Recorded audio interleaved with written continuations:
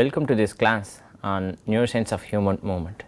This is the first class of this course, and in this class I will be introducing the various concepts that are going to be taught in this course. So, essentially this is a class in which we will discuss the syllabus for the course. So, this is a course on movement science or movement neuroscience.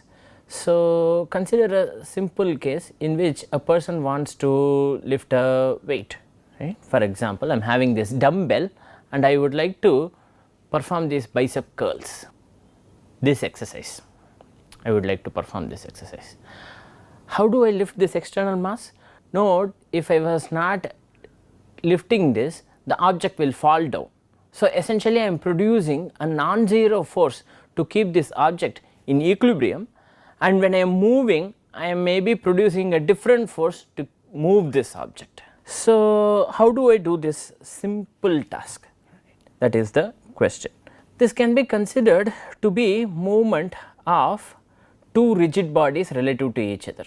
So, essentially when I am doing that exercise, my forearm is moving relative to my upper arm, right. So, the underlying rigid bodies are the bones.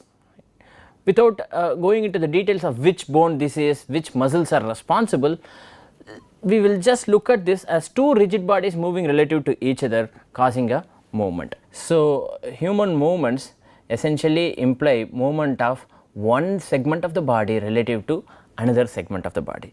Suppose I am doing that, for example, in that case the angle between that and that, which was earlier that much, say 90 degrees, now has reduced. This movement is called flexion, and suppose I am doing the opposite, right.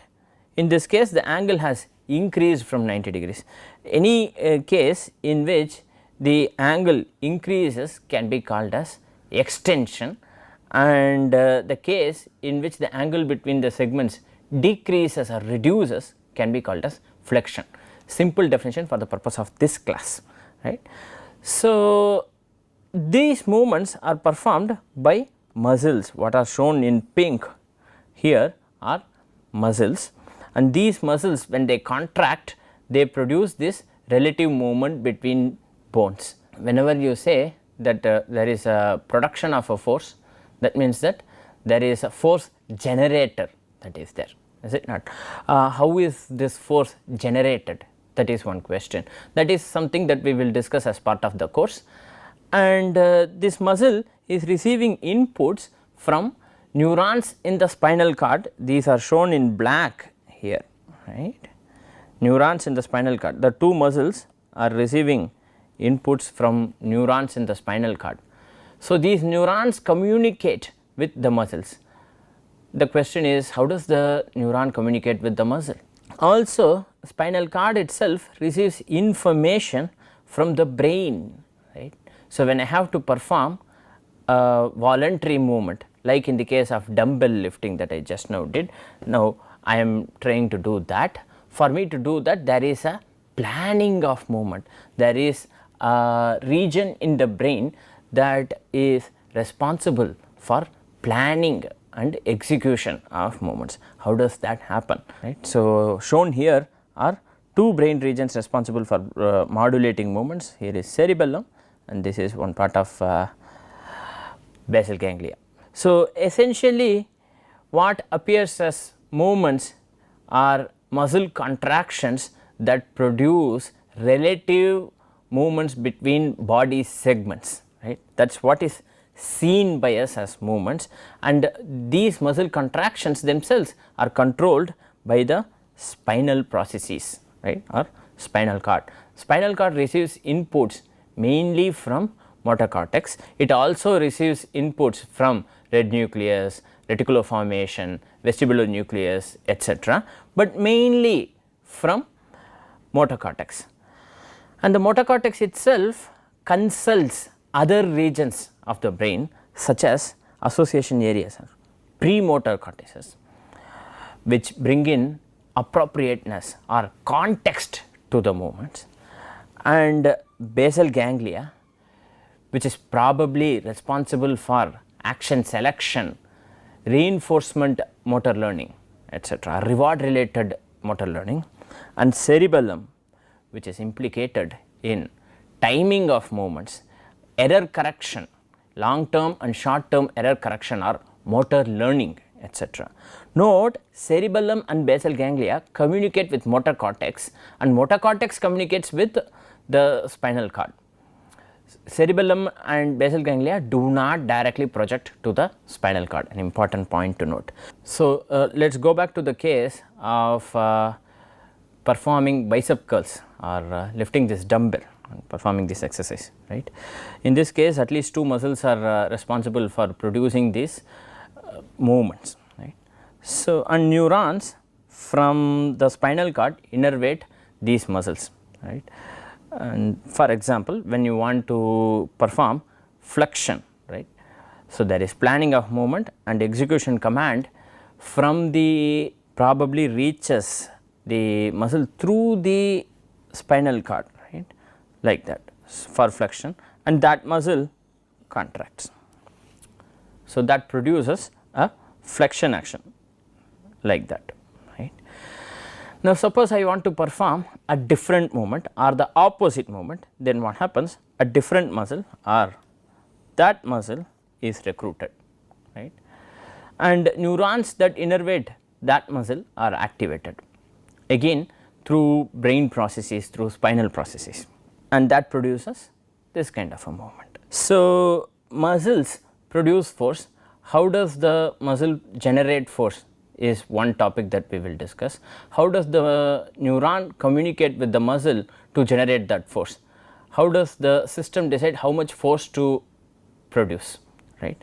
Neuromuscular communication is of interest for us, and these neurons that communicate with the muscles themselves are receiving inputs from higher centers or brain centers.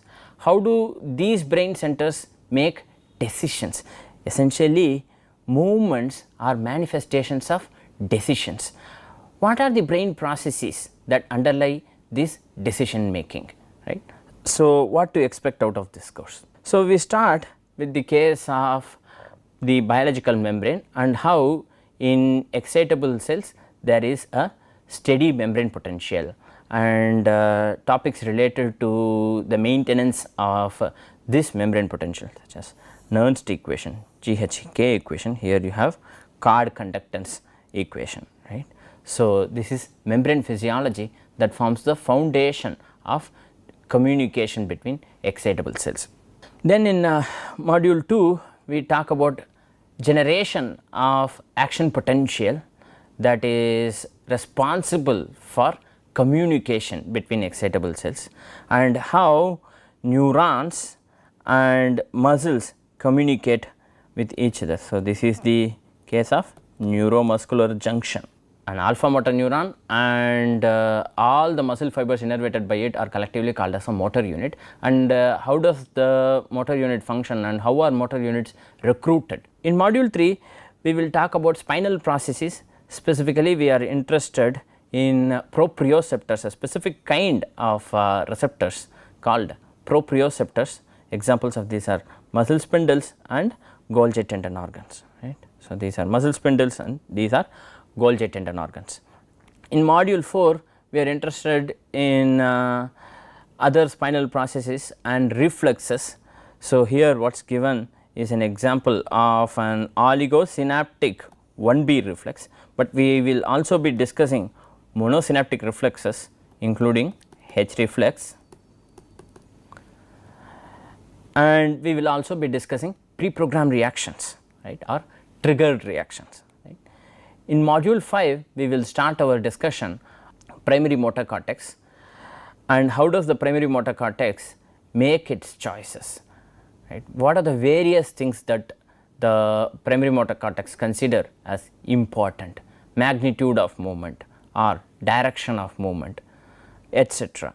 Several methods concerning the study are also discussed in relatively great detail. For example, here intracortical microelectrode recordings, and what is shown here results from the group of Georgopoulos, for example.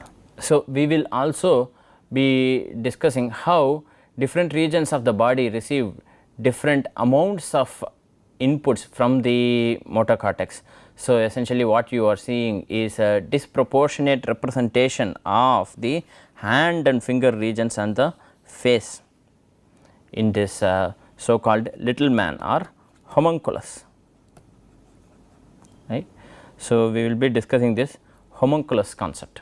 In module 6 we will be discussing cerebellum and how cerebellum plays an important role in modulating movements, right, and we will be discussing its anatomy, physiology. So, we will be discussing the various layers, the molecular layer, the Purkinje cell layer, the granular layer, and here is a Purkinje cell and its dendritic tree shown in module 7 we will be discussing parietal and premotor cortex and how parietal and premotor cortex bring in context or appropriateness to the movements.